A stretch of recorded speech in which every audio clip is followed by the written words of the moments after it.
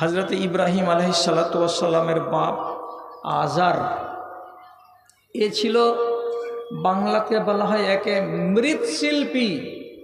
ওয়ালে দড়ি বেঁধে বেঁধে ঢাঁচা তৈরি করা, আবার ঢাঁচা তৈরি করার পরে তাকে আবার মাটি দিয়ে চুন দিয়ে ওকে রঙিয়ে সাজগোজ করে একটা মাটির খোদা তৈরি করা, এটা কাজ ছিল আজারের।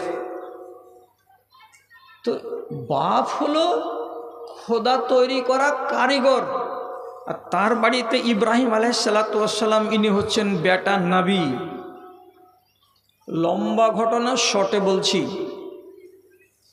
শুধু একবার একটা ঘটনা ঘটল মাটির খোদাকে কেন্দ্র করে, সবাই জানল এ কাজ কে করেছে। তো কথাতে কথাতে বেরিয়ে গেল কি, সামি'না ফাতান ইয়াযকুরু আলিহাতানা ইউকালু লাহু ইব্রাহিম। শুনেছি এই টোলাতে একটা নওজোয়ান ছেলে আছে, সকালে বিকালে সব সময় আমাদের খোদাগুলোর সমালোচনা করে, ভালো চোখে দেখে না। তাহলে এই যে ভাঙাভাঙির কাজটা হয়েছে, তো নিশ্চয়ই ওই ছেলেটাই করে হবে, অন্য কেউ করেনি। মূর্তি ভাঙার ঘটনা আপনারা সবাই জানেন, ওটাকে আর ফিরিয়ে আনছি না।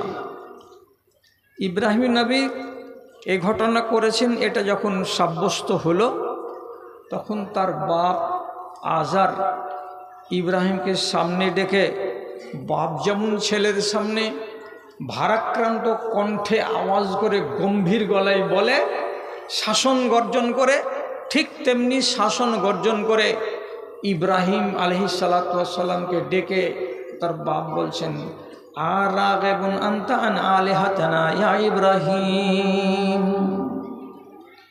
বেটা ইব্রাহিম, তুমি কি আমাদের খোদা সম্পর্কে বিরূপ মন্তব্য করছো নাকি? তুমি কি আমাদের খোদা সম্পর্কে বাজে ধারণা রাখছো নাকি? যদি তুমি এই রকমটা করে থাকো, তাহলে আমি তোমার বাপ তোমাকে বলছি, তোমাকে বাড়িতে রাখবো না, এখান থেকে তোমাকে তাড়িয়ে দেব, বাড়ি আমার খালি পড়ে থাকবে, কিন্তু তোমার মতো বেটা আমি রাখবো না। আমার খোদার বেইজ্জতি করবা আর আমি বাপ হয়ে এগুলো সহ্য করব, এটা হতে পারে না। বাপ যখন এইরকম শাসানিমূলক কথা বলল, তো নবী ইব্রাহিম এবার কি বলবেন, যে আব্বা তোমার পা ধরছি, আমাকে বাড়ি থেকে হাঁকায়ও না, আমাকে থাকতে দাও বলে অনুনয় বিনয় করবেন বাপের পায়ের তলায় পড়ে?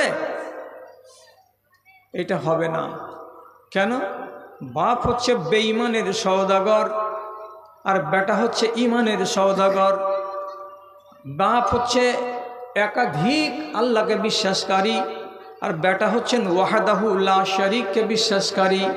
সুতরাং ইমানের সামনে যখন বেঈমানের সংঘাত তৈরি হবে, তখন একজন ইমানদারের উচিত হবে ইমানকে বাঁচিয়ে দেওয়া, এবং তার মোকাবিলায় যদি বাপ হয় তো বাপকে সরিয়ে দাও, মা যদি হয় তো মাকে সরিয়ে দাও, বংশ যদি হয় তো বংশকে সরিয়ে দাও। ইব্রাহিম আলাইহিসসালাতু ওয়াসসালাম পরক্ষণেই নিজের বাপকে ডেকে বলছেন, আমি আপনাকে ছেড়ে দিলাম বাজান, আমি আপনাকে ত্যাগ করে দিলাম বাজান, আপনার বাড়ি আমি আজ থেকে ছেড়ে দিলাম, আপনার বাড়িতে আমি আর পা রাখবো না, আপনাকে আমি বাপ বলে আর সম্বোধন করব না। আপনি আমাকে যখন গরম দেখিয়ে কথা বললেন, তখন আপনার এই চ্যালেঞ্জটাকে কবুল করে নিলাম। আপনি আমার বাপ থেকে আলাদা হয়ে গেলেন, আমার বাপের দরকার নেই আপনার মতো। তবে যদি মনে রাখবেন, আমার মতো বেটার আপনার যদি দরকার লাগে, তাহলে নিশ্চয়ই বলবেন যে হ্যাঁ বেটা তোমার দরকার আছে, তাহলে বলবেন, আর যদি দরকার না লাগে তো না বলবেন। কিন্তু আমি আপনার ছেলে ইব্রাহিম বলছি, আপনার মতো বাপের আমার দরকার নাই। আমি জানলাম যে আমার বাপ নাই, আমি বিনা এমনিতেই বিনা বাপে বাস করছি। আমি জানলাম যে আমার গ্রাম নাই, আমি বিনা গ্রামে বাস করছি। আমি জানলাম যে আমি একটা লাওয়ারেস মানুষ, আমি এমনি একাই একাই বেঁচে আছি। বলে নবী ইব্রাহিম বাপকে ছেড়ে দিলেন, যে বাড়ি থেকে জিন্দগির মতো বেরিয়ে গেলেন।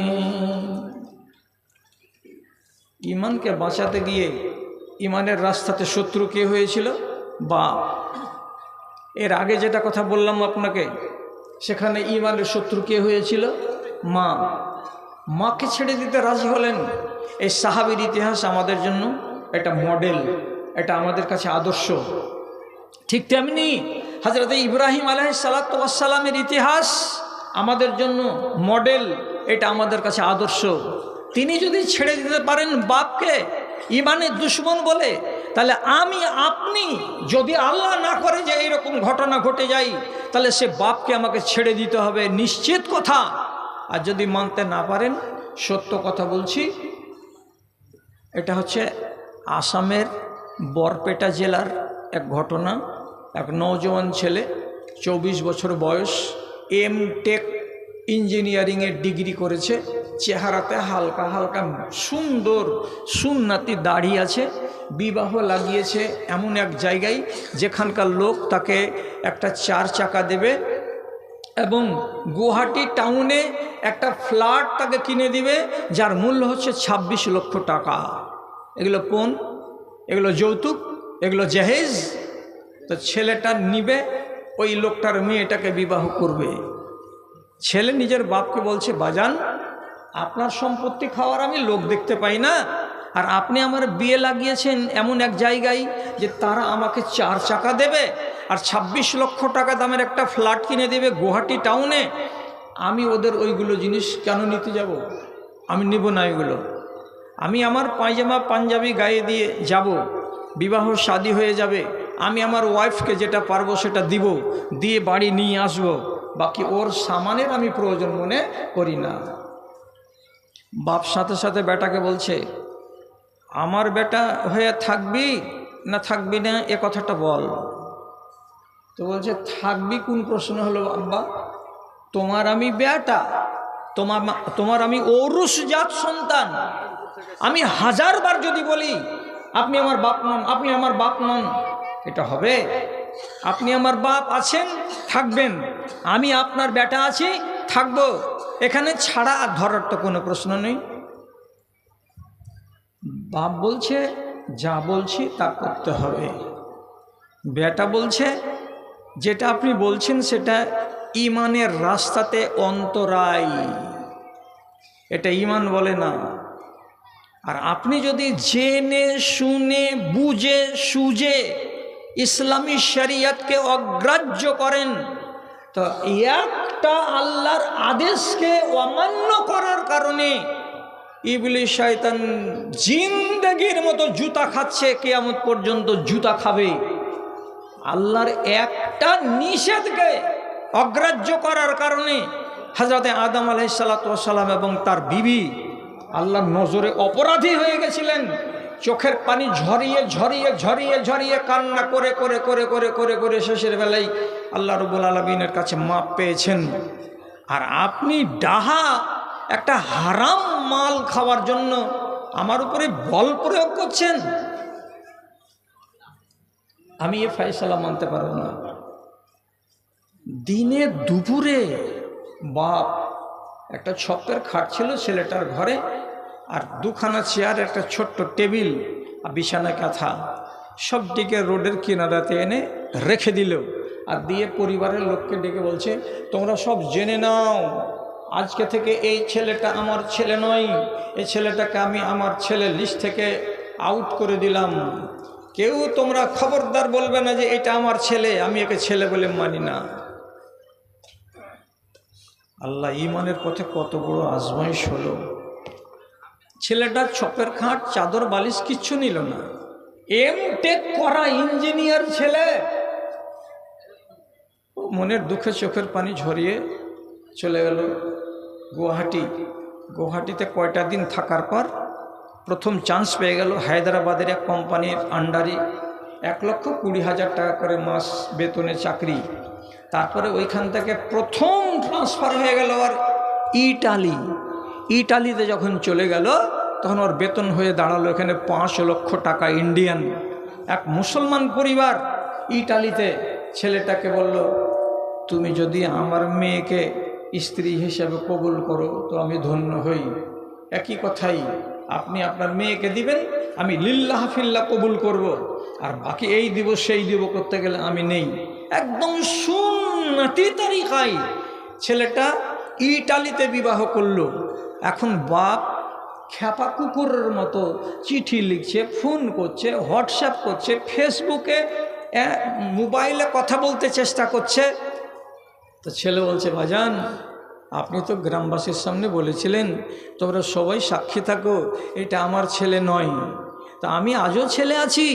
আপনি যদি আপনার ভুলের উপরে অনুশোচনা প্রকাশ করতে পারেন তাহলে আজও আপনি আমার বাপ আছেন, আজও আমি আপনার ছেলে আছি।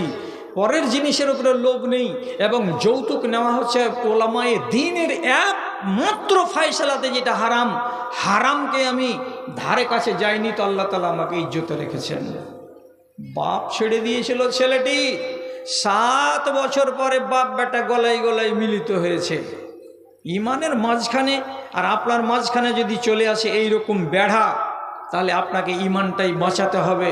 বাপের রিশতা যাবে তো যাক, দেখার বিষয় কিছু নেই। ভাই হে, কি উদাহরণ নেবেন?